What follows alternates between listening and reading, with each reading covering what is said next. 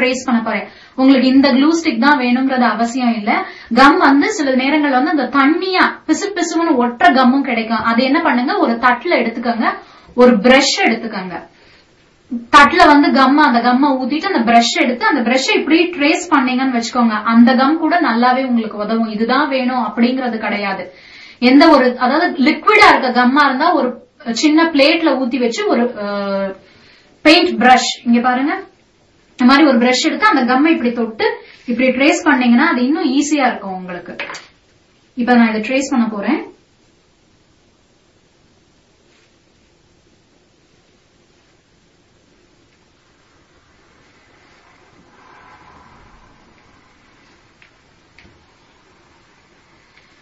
Trace பண்ணிட்டு அதாவது நல்லா அழுத்தமா கம் இது பண்ணீங்கன்னா, தண்ணியா இருக்க கம்மா இருந்தா பேப்பர் கொஞ்சம் பிசு பிசுன்னு அப்படியே ஈரம் ஒட்டும். அதனால கொஞ்சம் ரொம்ப லைட்டா போடுங்க, அதிகமா போட்டுறாதீங்க.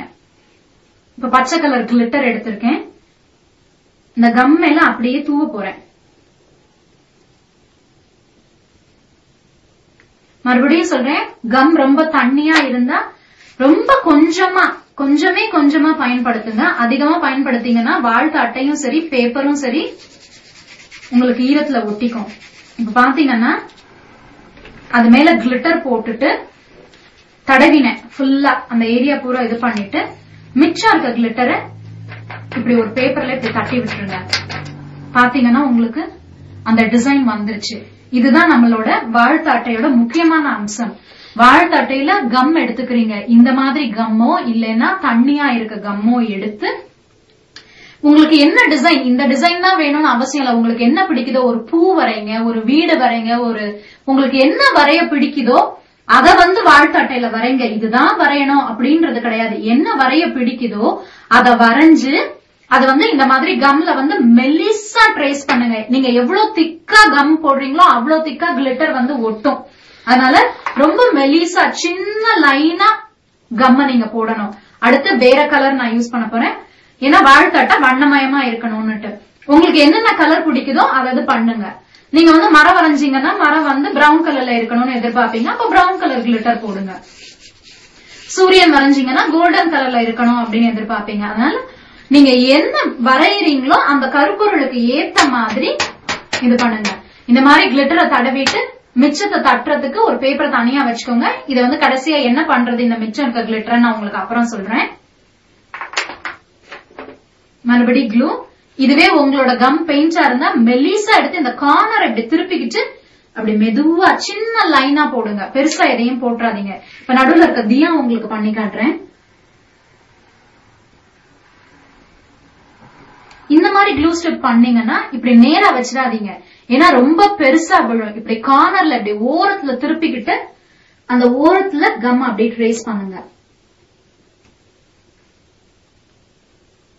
உங்களுக்கு இந்த கம் பண்றது புரியல அப்படின்னு நினைச்சீங்கன்னா முதல்ல ஒரு சாம்பிள் வாழ்த்து அட்டை பண்ணி பாருங்க. ஒரு சாதாரண நியூஸ் பேப்பர்லயோ இல்ல வேற எதுலயோ நீங்க அதை பண்ணி பார்த்துட்டு என்ன பண்ணுங்க, அப்புறமா உங்களோட வாழ்த்து அட்டையில இது பண்ணுங்க. இப்ப நடுவுல இருக்க தியாக்கு இப்ப மிச்சம் கொட்டினீங்க பாத்தீங்களா, எல்லா இதுவும் போட்டா மிக்ஸ்டு கலரா மல்டி கலர்ல வரும். அதை நாம யூஸ் பண்ண போறோம். கொட்டிட்டு நல்லா தடவுங்க.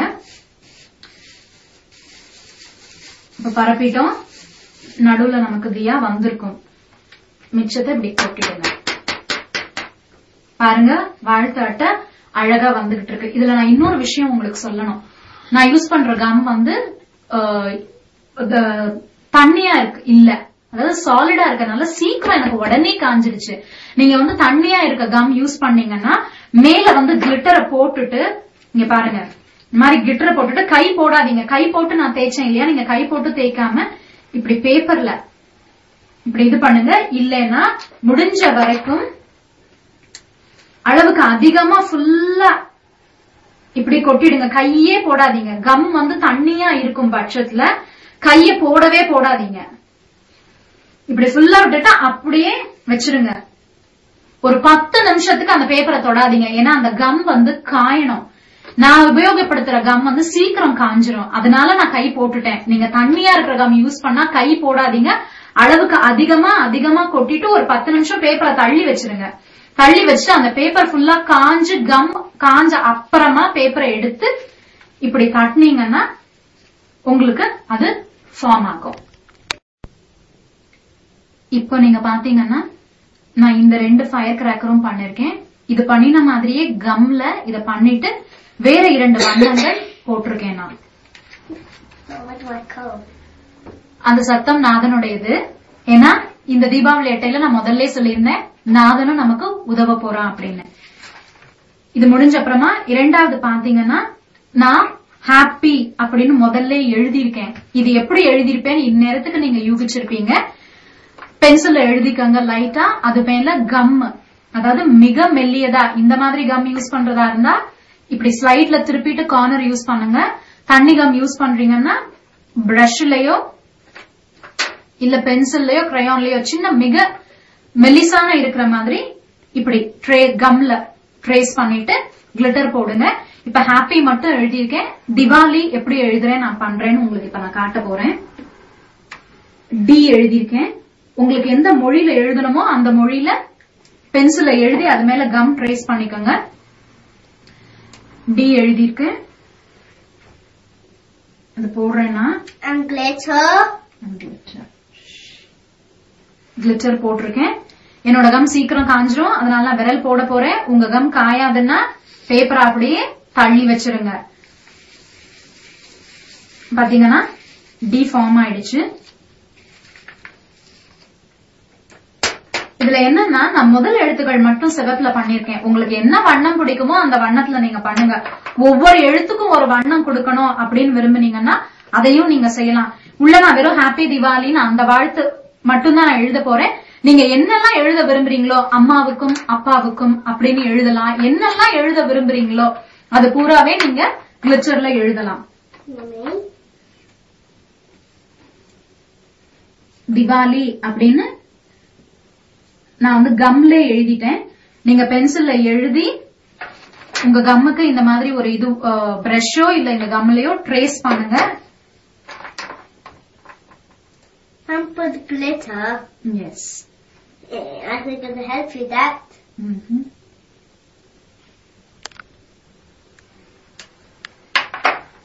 ஒவ்வொன்னும் ஒவ்வொரு வண்ணத்துல பண்ணலாம். இல்ல உங்களுக்கு என்ன வண்ணம் பிடிக்குமோ அந்த வண்ணம் பண்ணுங்க. என்னோட சீக்கிரம் காயிற கம்முங்கிறதுனால நான் விரல் போட்டிருக்கேன். நீங்க இதுல கொஞ்சம் கவனமா இருங்க. இல்லன்னா முதல்ல ஒரு சாம்பிள் வாழ்த்து அட்டை பண்ணி பார்த்துட்டு அப்புறமா நீங்க யார் யாருக்கு அனுப்பணுமோ அந்த வாழ்த்து அட்டைகளை பண்ணுங்க.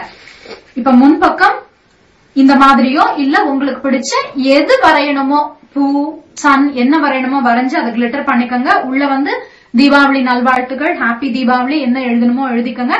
இந்த பக்கம் நான் வந்து காலியா தான் விடுறேன். It's empty. இங்க வந்து அம்மாவுக்கும் அப்பாவுக்கும் இல்ல சித்திக்கும் என்னுடைய friend to my dear friend என்ன விரும்புறீங்களோ அதை நீங்க எழுதி இது பண்ணுங்க. இப்ப மூணாவது பக்கம் நம்ம வாழ்த்தட்டையில முதல் பக்கம் இப்படி, இரண்டாவது பக்கம் இப்படி, மூணாவது பக்கம் இப்படி. இப்ப வேணா இந்த பேப்பரை இப்படி திருப்பிப்போம் கொஞ்சம் வசதிக்காக. இப்ப நம்ம என்ன பண்ண போறோம்னா முதல்ல பார்டர் போட போறோம். பார்டருக்கு நீங்க வரையணும்னு அவசியம் இல்ல.